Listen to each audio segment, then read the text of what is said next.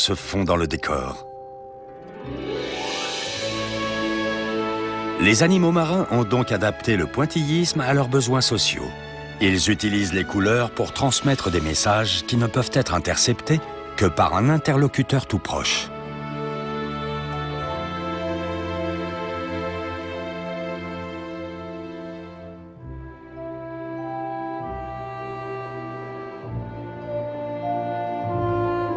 Les couleurs complémentaires sont très répandues chez les poissons, en particulier le bleu et le jaune. Il existe d'ailleurs une multitude de patrons de coloration jaune et bleu, à la fois étonnamment différents les uns des autres et très éclatants quand on les voit de près.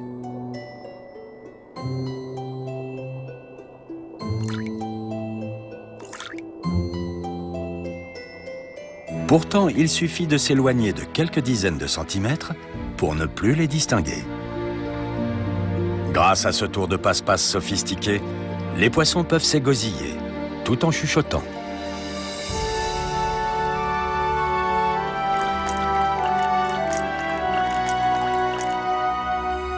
Le dernier facteur à prendre en considération pour comprendre la communication par la couleur, c'est l'acuité visuelle des créatures coralliennes. Les êtres humains ont une bonne vision de loin. Pour en mesurer l'acuité, on utilise une échelle de lecture. À partir d'une certaine distance, il nous devient difficile de distinguer les lettres, tandis que l'aigle continue à les voir très distinctement. Sous l'eau, l'absorption et la dispersion de la lumière limitent fortement la distance à laquelle une tâche peut être accomplie. D'après les scientifiques, l'acuité visuelle des poissons se situe entre 2 et 10 mètres. Et même à cette distance, beaucoup d'objets semblent flous.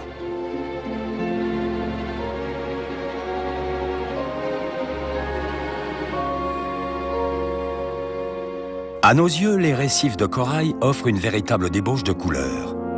Mais l'acuité visuelle des poissons coralliens et leur recours au pointillisme, au camouflage disruptif et à un choix subtil de couleurs complémentaires semblent indiquer qu'ils perçoivent leur environnement d'une toute autre manière.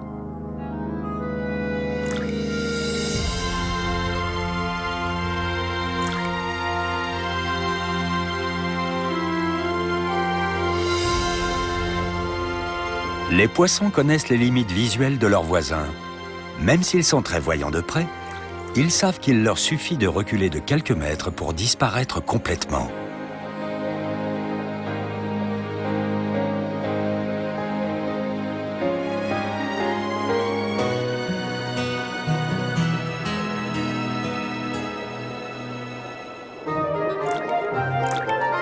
Dans cette métropole grouillante d'activité, il n'est pas toujours facile d'interpeller un ami.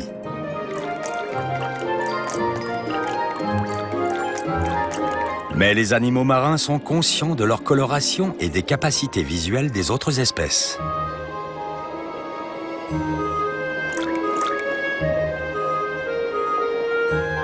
Que ce soit face à un ami, un partenaire sexuel ou un rival, ils analysent la situation et se servent de leur pigmentation pour attirer l'attention ou la détourner, selon ce qu'ils ont à dire.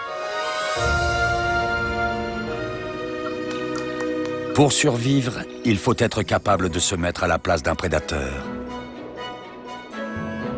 Une petite créature comme le poisson papillon sait parfaitement que pour un barracuda de passage, le gros point noir qui orne sa queue ressemble à s'y méprendre à un œil. Ce motif stratégique remplit 2 objectifs. Pour commencer, la taille de l'œil est souvent proportionnelle à celle du corps, si bien que cet énorme point qui imite l'œil d'un très gros poisson suffit à dissuader la plupart des prédateurs. Par ailleurs, quand le barracuda lance son attaque, il sait que sa proie a encore une petite chance de s'enfuir. Il s'efforce donc de prendre un peu d'avance sur elle. Le poisson papillon utilise son faux œil pour lancer son poursuivant dans une direction, avant de s'éloigner prestement dans le sens contraire.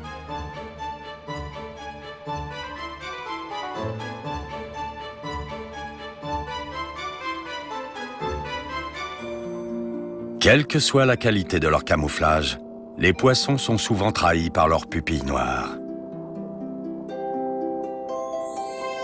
C'est pour cela que beaucoup d'entre eux arborent des couleurs et des motifs qui dissimulent les yeux.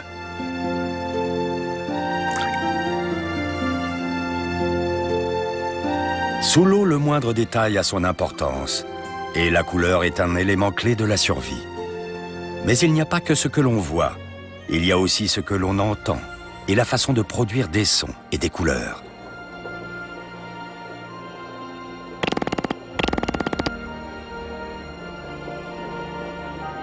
Il faut prendre tous ces éléments en considération pour comprendre comment les poissons communiquent entre eux.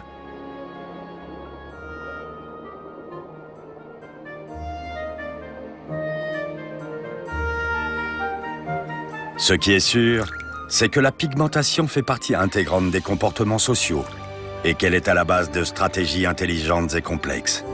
Il n'existe aucun endroit sur la planète aussi densément peuplé d'habitants multicolores que les récifs de corail.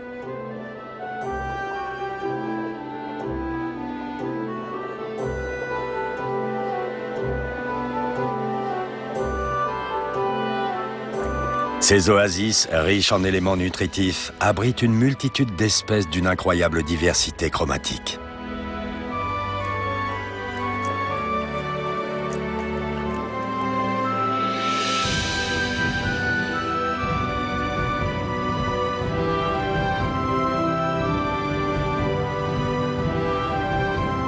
Que ce soit pour se cacher, attirer l'attention, séduire une compagne, alerter un ami, crier sa colère ou imiter une autre espèce, les habitants des récifs s'expriment en couleurs. Dans cet univers où tout le monde communique visuellement, les langages des poissons vont du plus simple au plus complexe.